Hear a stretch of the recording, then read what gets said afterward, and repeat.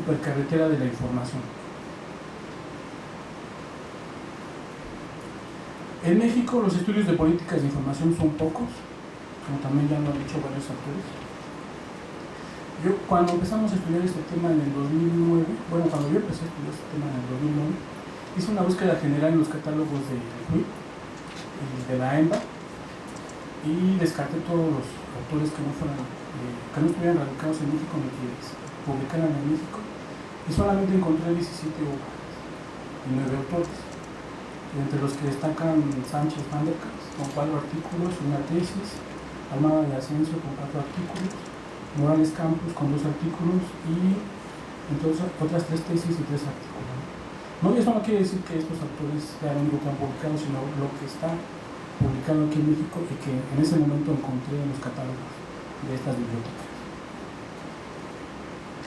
Las obras van de qué son y para qué sirven las políticas de información, políticas públicas educativas, y las tesis son principalmente estudios de casos en algunas universidades.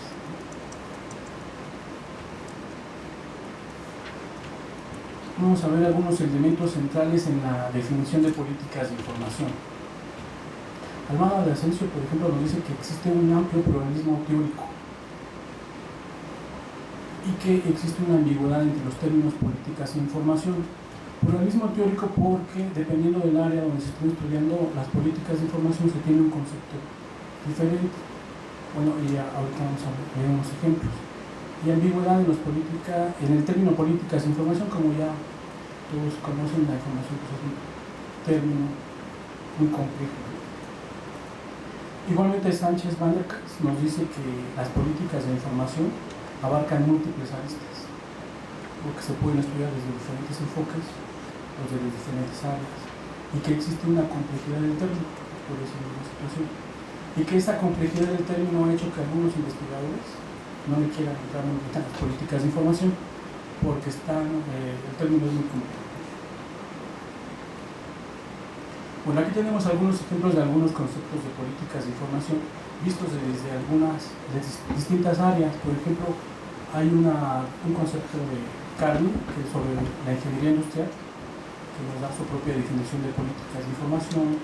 Igual para las telecomunicaciones, otro concepto para políticas de información, un concepto más para comunicación, otro para administración pública. Entonces, como ven, hay muchos autores dan su definición de políticas de información dependiendo del área donde se encuentra.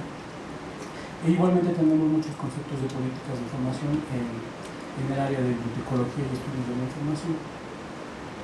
Pero afortunadamente nos dice Almada de Asensio que no nos preocupemos por eso. Porque las políticas de información no son un simple concepto, sino que es todo un campo de estudio, todo un área del conocimiento que, como tal, ya dijimos, surgen hace relativamente poco tiempo, que la mayoría de los estudios de políticas de información se desarrollan en el ámbito de las ciencias bibliotecológicas y de información, pero su terminología dominante, sin embargo, proviene del discurso más amplio de las ciencias sociales, ¿no? Entonces no podemos limitarlo a un concepto, sino que las políticas de información son un campo muy amplio, ¿no? Bueno, otro ejemplo de que las políticas de información son un amplio campo es lo que nos dice Ian Rowland al presentarnos una clasificación del estudio donde se puede hacer o desarrollar políticas de información. Nos presenta estas 8 áreas donde podemos hacer estudios sobre políticas de información, ¿no? En el aspecto gubernamental, en el aspecto de las TICs, de telecomunicaciones y radiodifusión, privacidad y confidencialidad, regulación, propiedad intelectual, bibliotecas y archivos. En todas estas áreas se pueden estudiar las políticas de información. Ahora bien, ¿cómo conocen las políticas de información?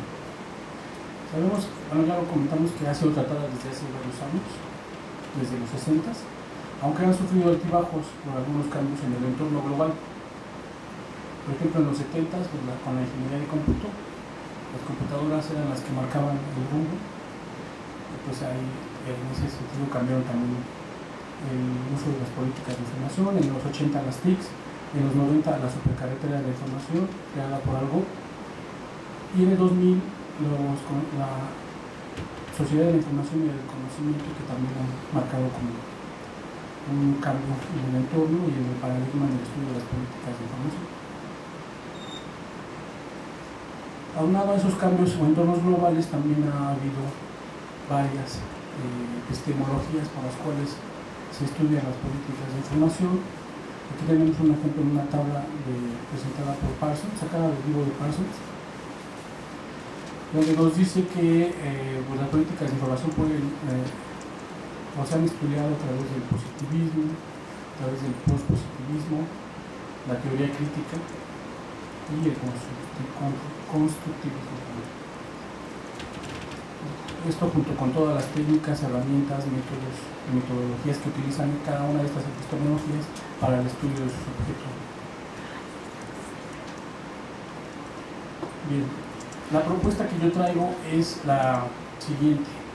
Analizando ya que las políticas de información son un término o un área de conocimiento compleja, entonces que presento yo para su estudio y su análisis el pensamiento complejo de Edgar Morin y en específico su epistemología de la complejidad. Edgar Morin es un filósofo francés.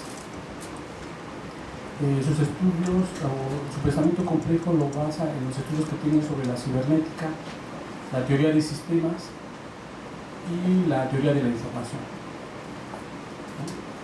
Entonces, él nos dice que regularmente cuando los investigadores nos enfrentamos a un fenómeno complejo, lo que han tratado de hacer los investigadores con las epistemologías anteriores es, como lo ven muy complejo, lo quieren luego diseminar, ¿no? Destazar, dividir, porque el concepto de complejidad para ello pues, representa irracionalidad, desorden, caos. Entonces lo primero que pretendemos hacer, aunque no lo digamos, algunos investigadores, es tratar de esa complejidad, dividirla para hacerla más simple. Pero lo que nos presenta Edgar Morin es que no todos ya la mayor parte de los fenómenos que se estudian son complejos y que no debemos de tenerles miedo para estudiarlos. Y entonces nos presenta este pensamiento complejo que nos dice que no debe de haber una epistemología reinante o global, sino que debe de haber una epistemología que incluya a todas. Y esa es la que ahorita vamos a ver de qué se trata, ¿no?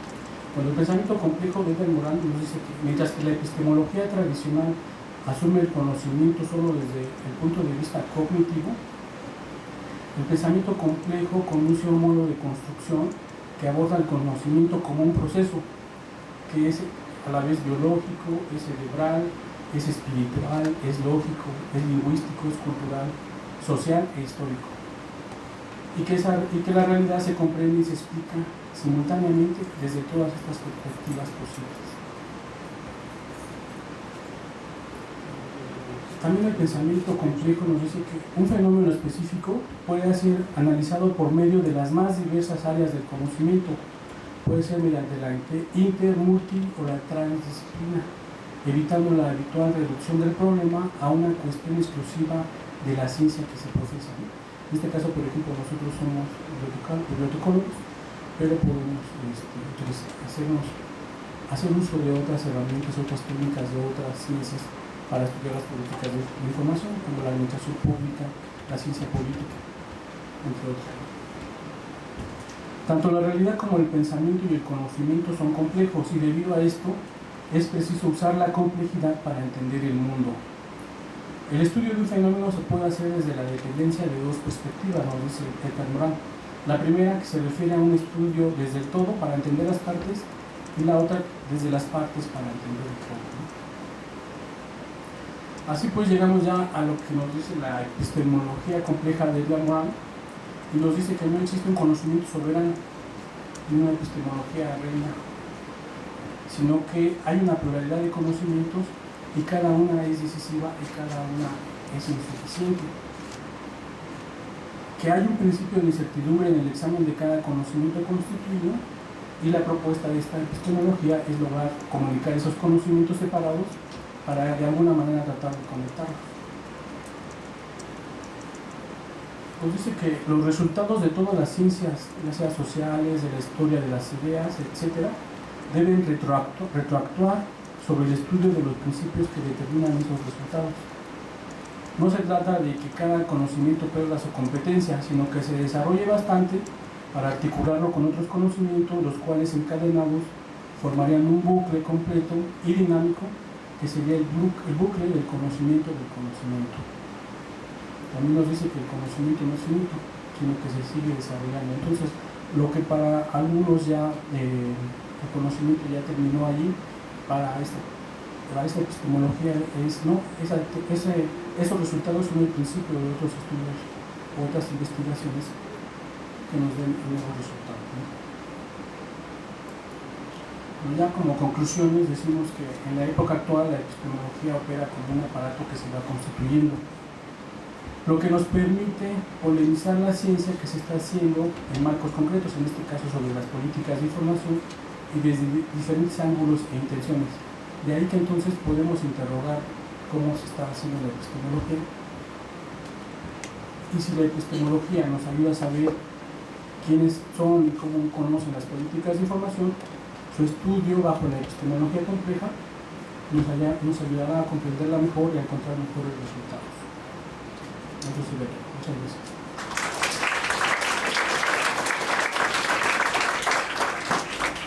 Muchas gracias, licenciado Vargas. Tenemos tiempo para unas preguntas, 2 o 3 preguntas. A ver, entonces iniciamos con la sesión de preguntas. Por favor, la licenciada Lourdes Rubal.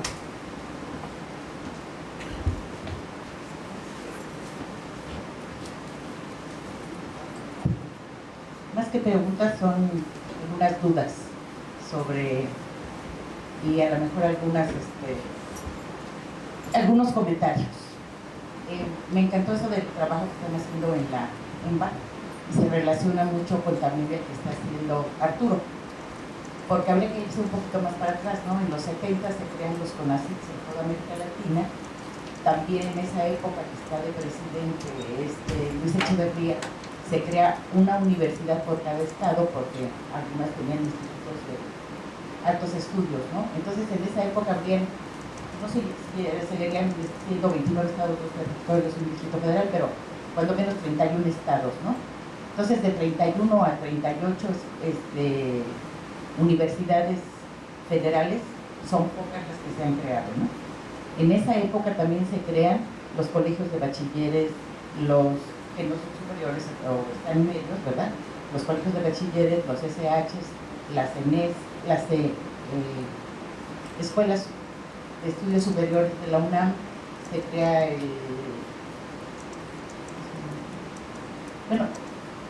los tecnológicos estos que dan una cosa técnica. Sí, bueno, todos los agropecuarios y todo esto, y luego ya ahí viene el impas hasta que lo vuelves a retomar, ¿no? Esa por una parte.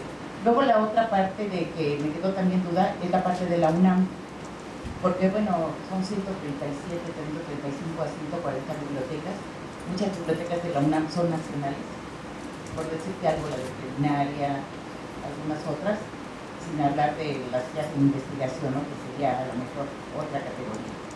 La parte del Valle de México están justificando porque es área metropolitana del Valle de México, porque no hay Ciudad de México como tal, oficialmente, y aunque tenga Tizayuca, sí hay instituciones ahí de tecnológico.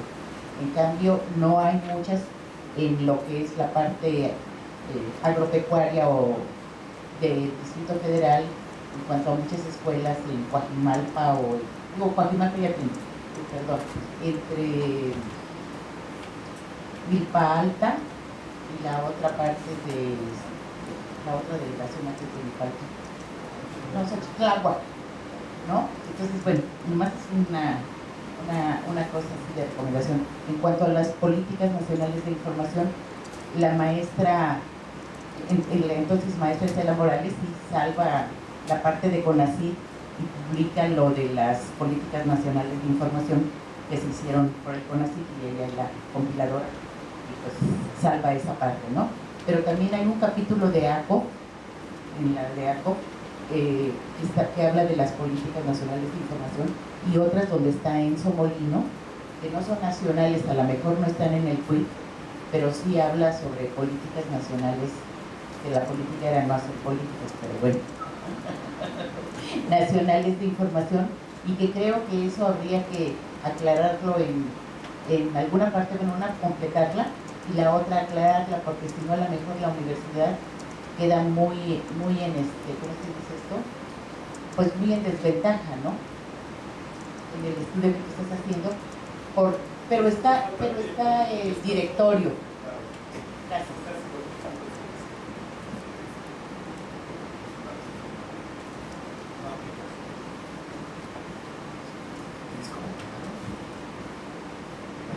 ¿Alguna otra pregunta, comentario hacia los participantes? Todavía tenemos la doctora Brenda Cabral, por favor. Bueno, yo tendría dos preguntas, una para cada uno.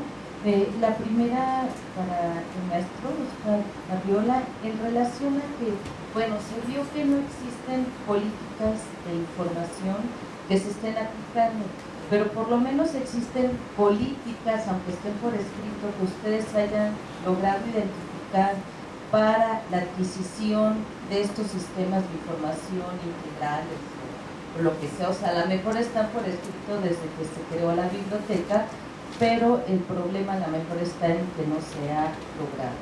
Y al licenciado, bueno, para que lo contesten, en relación con esta división en cuanto a las políticas, claramente se ve ahí que, bueno, no se puede establecer,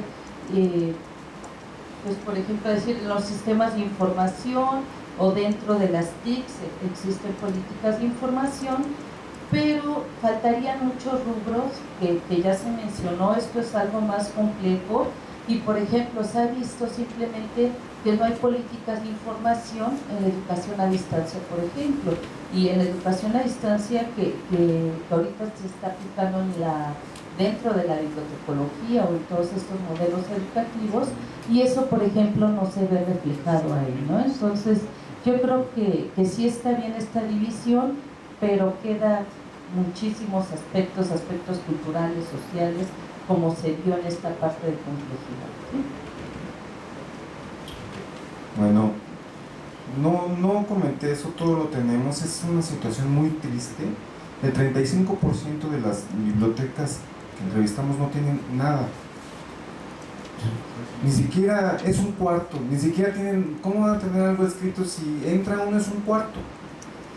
Además entrábamos con el policía atrás. En serio, porque veníamos a hacer evaluación. No, evaluación.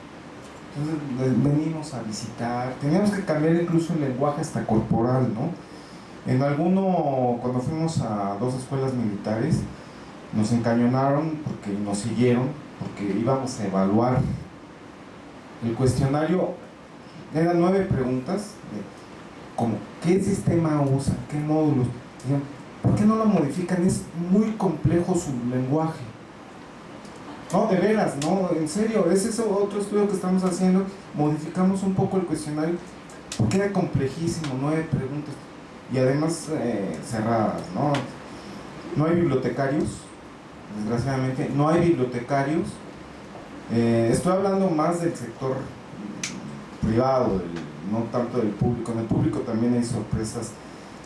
Hay cambios sustantivos entre sistemas grandes, universidades grandes. Vimos que hay primero y quinto mundo, porque les llamamos a la biblioteca y dice, ¿dónde está la biblioteca? El baño está de lujo junto a la biblioteca, ¿no? Es terrible. Entonces por ahí preguntamos en algunas otras instituciones que cómo era posible que tuvieran la biblioteca y la filosofía de calidad y todo ese tipo de cosas, que nos chocaba mucho, nos contrastaba mucho.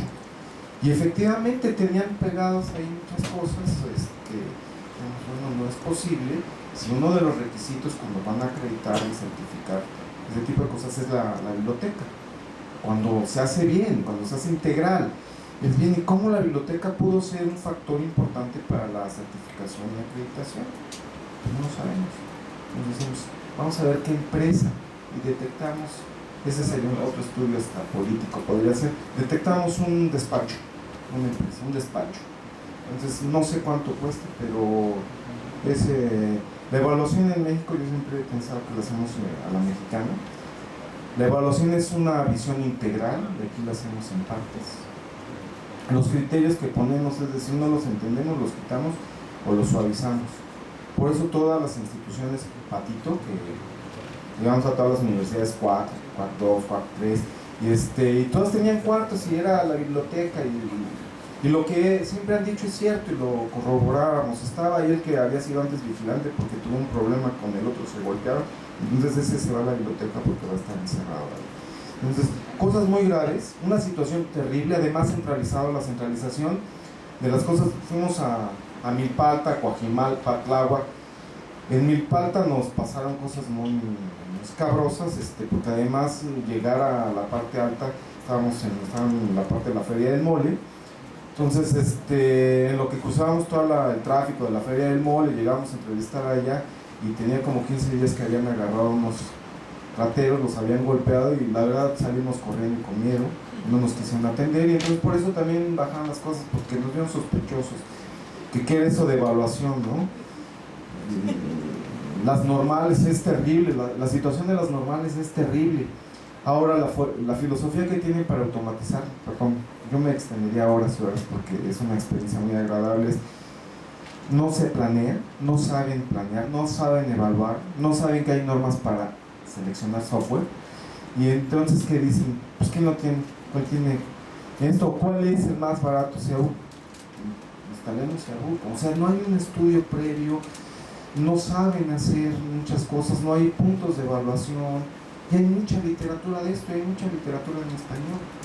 Además yo me da mucho de esto, ¿no? Y quiere decir que no nos consultan, curiosamente nos consultan a veces, o hay más consulta en el extranjero que en lo nacional. Yo podría decir que hay más en el extranjero que aquí. Es mucha de ellos, ¿no? Vale, gracias. A ver si lo entendí muy bien. Se refiere a la clasificación que presenté aquí. Está. Ok. Bueno, la intención de presentar esta clasificación o de los temas donde se puede hacer políticas de información era para precisamente mostrar la complejidad del estudio de las políticas de información. Y efectivamente aquí pueden faltar muchas áreas donde se pueden hacer estudios de políticas de información, como las que menciona de educación a distancia, pero podría entrar en algunos de estos grandes temas. Roland incluso ya cambió, modificó esta lista, ya no son 8, ahora son menos, pero ya más globalizadores, digamos. Y sí, efectivamente, bueno, la intención era presentar esta lista para demostrar la complejidad del estudio de las políticas de información. Sí.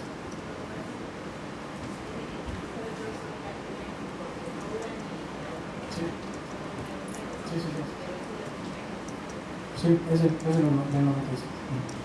Habría un último comentario, dos últimos comentarios para que cerremos la sesión. Buenas tardes. Realmente, Arturo, el cuadro que presentaste de las personas según Infovila, porque creo que utilizaste Infovila para esa parte, utilizaste Infovila. Bueno, entonces es muy halagador en cuanto a mi persona, pero que creo que depende mucho de cómo se buscó. Si solamente se buscó como políticas de información, políticas nacionales de información, como ya había dicho la maestra Robalo, y también hay muchas otras temáticas, como más adelante tú mencionas, de todo lo que ha mencionado Roland y también de su nueva clasificación. Entonces hay así como que los autores o las autoras, tanto Morales Campos como Almada de Asensio, Almada Navarro, han publicado muchísimo más que mi persona. Entonces me siento halagado, pero que realmente mis antecesores o antecesoras que han publicado muchísimo más en cuanto a la temática. Y yo creo que es también ver y también en estos casos decirnos cómo se buscó o cómo se hizo la recuperación de la información, que es muy muy importante, porque eso, de eso varían mucho los resultados. Sí, claro, sí. Bueno, el criterio que utilicé fue buscar políticas de información, es el concepto como tal, en el campo de título. En el campo de títulos se buscó para políticas de información. Y sí se buscó aquí en los catálogos del CUIP y en los catálogos del EMBA. Y como también lo comenté, es nada más una representación pues, de los estudios que se han hecho en México, que son pocos, y que efectivamente hay otras revistas, tanto nacionales como internacionales, que no están indizadas y que por eso no salen en los resultados de la búsqueda. Ahí sí había que hacer ese trabajo, bueno, los de Fovila, los de la biblioteca del CUIP, para que todos los artículos de los investigadores, bueno, del CUIP estén indizados y puedan recuperarse.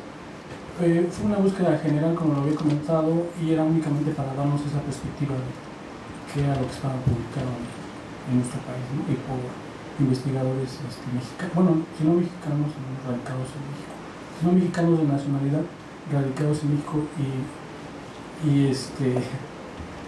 y trabajando en centros de investigación como nosotros, ¿no? Muy bien, la última pregunta, por favor. Un comentario. Yo quería hacer, ¿sí escucha? No.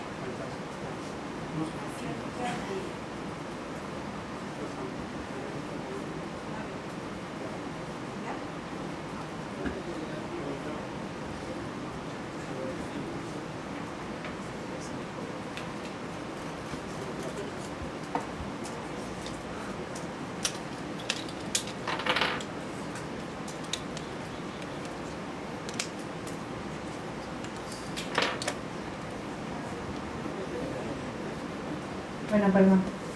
Como investigadora de historia del arte, pues para mí es importantísimo que los bibliotecólogos, que todos los encargados de los sistemas de información, pues estén hablando efectivamente de sistemas complejos. Y para mí es un acercamiento importante escuchar que estamos hablando el mismo idioma, y estar hablando de Edgar Morán y sus propuestas. Yo quisiera saber si ya tienen un plan para que podamos acercarnos las demás disciplinas y no tener reuniones o coloquios por separado, puesto que ya sabemos muy claramente que esas antiguas divisiones entre las ciencias pues ya son obsoletas.